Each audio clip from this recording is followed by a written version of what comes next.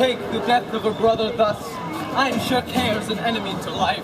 By my troth, Sir Toby, you must come in earlier nights. Your cousin, my lady, takes great exceptions to your ill hours.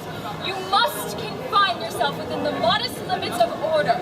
Confine? I'll confine myself no finer than I am. These clothes are good enough to drink in, and so be these boots too. And if they be not, let them hang themselves in their own scraps. That quaffing and drinking will undo you. I heard my lady talk of it yesterday, and of a foolish knight you brought in to be her wooer. Who? Sir Andrew Aguichi? Aye, he. He's as tall a man as any's in Illyria. What's that to the purpose? Why, he has 3,000 ducats a year. Aye, but he'll have but a year in all these ducats. He's a very fool and a prodigal. Fie that you'll say so. For here comes Sir Andrew Aguichi. Sir Toby Belch! How now, Sir Toby Belch? Sweet Sir Andrew. Bless you, fair shrew. And you too, sir. Accost, Sir Andrew, accost. Oh, what's that? My niece's chambermaid. Good Mistress Accost. I desire a better acquaintance. My name is Mary, sir. Good Mistress Mary Accost. You mistake, knight. Accost means to front her, board her, woo her, assail her. Oh, by my troth, I would not undertake her in this company. Is that the meaning of accost? Fare you well, gentlemen. And thou let part so, Sir Andrew, would thou mightest never draw sword again. And you part so, mistress, I would I might never draw sword again. Fair lady, do you think you have fools in hand? Sir, I have you not by the hand. But you shall have, and here's my hand.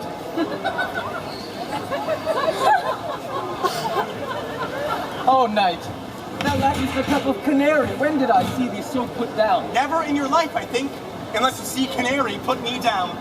Methinks sometimes I have no more wit than a Christian or an ordinary man has, but I'm a great eater of beef, and I believe it has harmed my wit. No question. And I thought that I'd forswear it. I'll ride home tomorrow, Sir Toby. Pourquoi, my dear knight? What is pourquoi? Do or not do? I would I had bestowed the time in the tongues that I have in fencing, dancing, and bear baiting. Had I but followed the arts. Faith, I'll home tomorrow, Sir Toby. Your niece will not be seen, or if she be, it's 4 to 1, she'll none of me. The Count himself your hoard by woos her. She'll none of the Count. She'll not match above her degree neither in estate years nor wit. I have heard her swear it. There's life in man. I'll stay a month longer. I am a fellow of the strangest minds of the world. I delight in masks and revels sometime altogether. Art thou good at these kickshosses, knight? As any man in Illyria. Whatsoever he be, under the degree of my betters, and yet I would not compare with an old man. What is thy excellence in a galliard, knight? Faith, I can cut a caper. And I can cut the mutton to it. And I think I've the back strike simply as strong as any man in Illyria. Wherefore are these things hid? Wherefore these gifts have a curtain before them? Is it a world to hide virtues in? I did think by the excellent constitution of thy leg that it was formed under the star of a galliard. Shall we set about some revels? What shall we do else? Were we not born under Taurus? Taurus!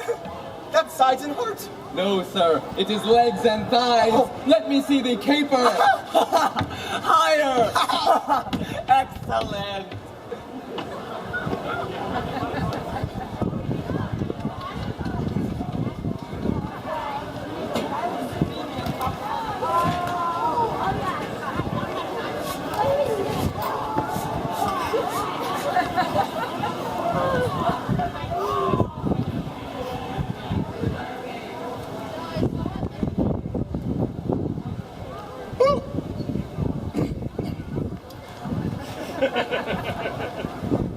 Approach, Sir Andrew.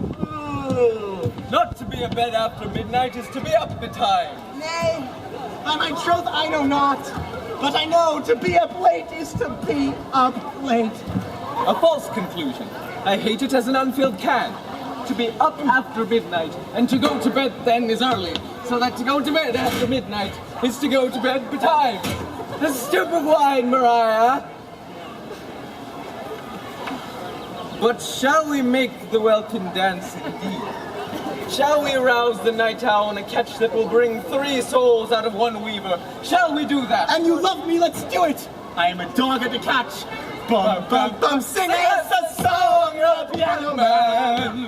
Sing us a song tonight, for we're all in the mood for a melody, and you've got us feeling alright. What do you keep here? If my lady have not called up her steward Malvolio and bid him turn you out of doors, never trust me. Am I not of her blood? Tilly Valley lady. Sing us the song, gentlemen. Sing us a song tonight, for we're all in the mood. Are you mad? Or what are you? Have ye no wits, manners, nor honesty, but to gabble like tinkers at this time of night?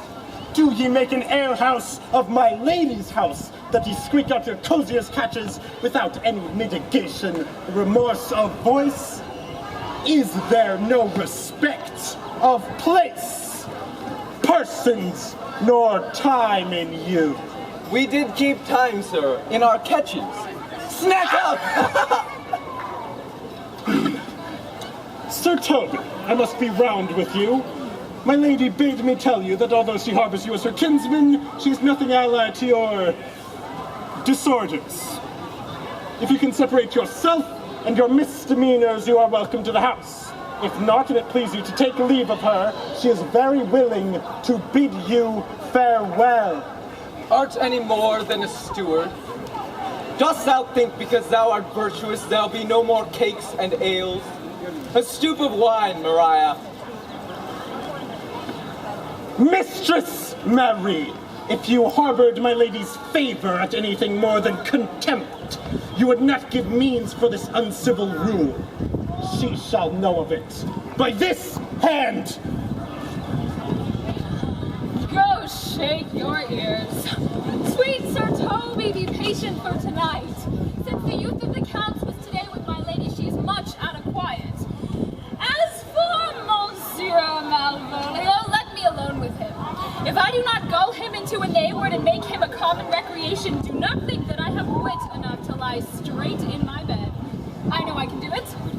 Possess us. Possess us. Tell us something of... Marry, sir, sometimes he is a kind of Puritan. Oh, if I thought that, I'd beat him like a dog. What? For being a Puritan? Thy exquisite reason, knight.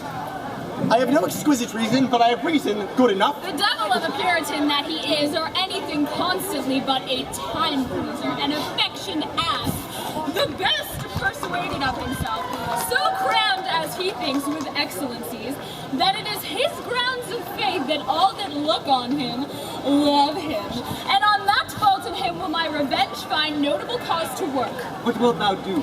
I will drop in his way some obscure epistles of love, wherein by the color of his beard, the shape of his leg, the manner of his gait, the expression of his eye, forehead, and complexion, he shall find himself most feelingly personated.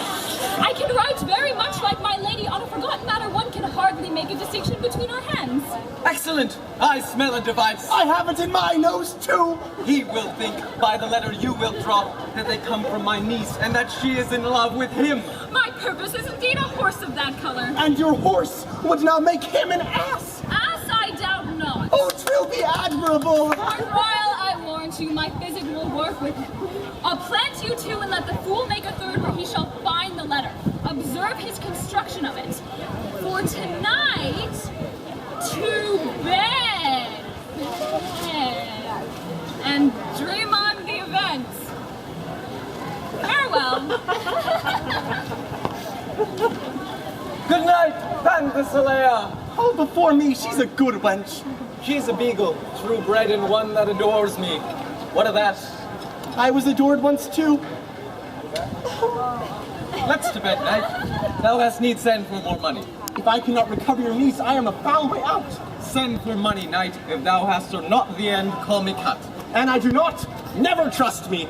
Take it how you will.